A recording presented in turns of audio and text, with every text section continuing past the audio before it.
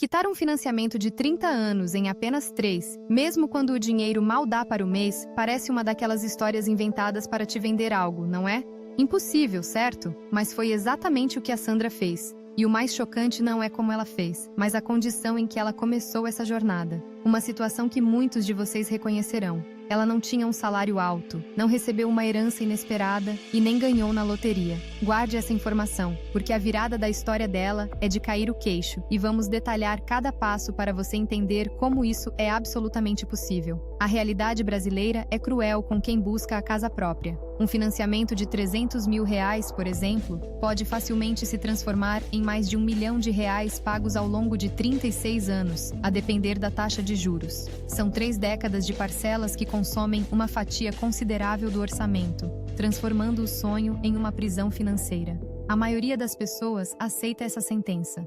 Acreditam que é o preço a pagar, que não há outra saída. Mas o que poucos sabem é que essa mentalidade é o primeiro e maior obstáculo. O financiamento não é uma camisa de força, é um contrato, e contratos podem ser atacados. Mas como? Como alguém que luta para fechar as contas todo mês pode sequer pensar em acelerar algo tão monumental?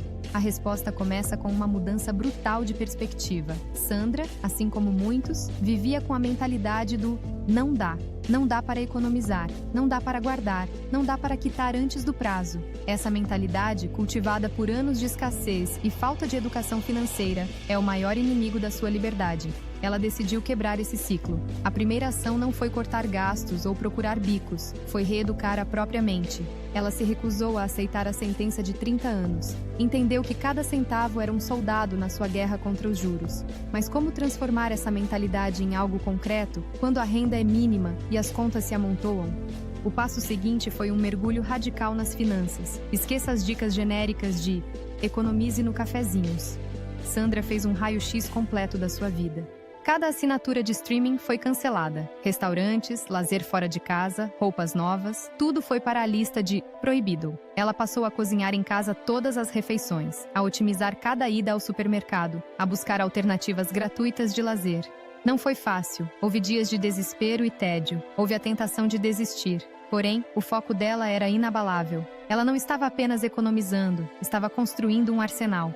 Mas a economia, por si só, não seria suficiente para o plano ambicioso de 3 anos. Era preciso mais, muito mais. E aqui entra um ponto que quase ninguém tem coragem de falar: o aumento radical da renda sem depender de um novo emprego. Ela começou a vender tudo que não era essencial dentro de casa.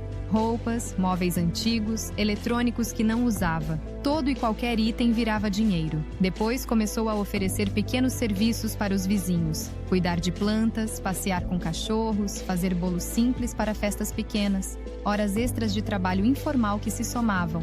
Cada real conquistado era um real a mais para o objetivo principal. A ideia era criar um fluxo de dinheiro que fosse diretamente para o financiamento, sem sequer passar pelo orçamento mensal.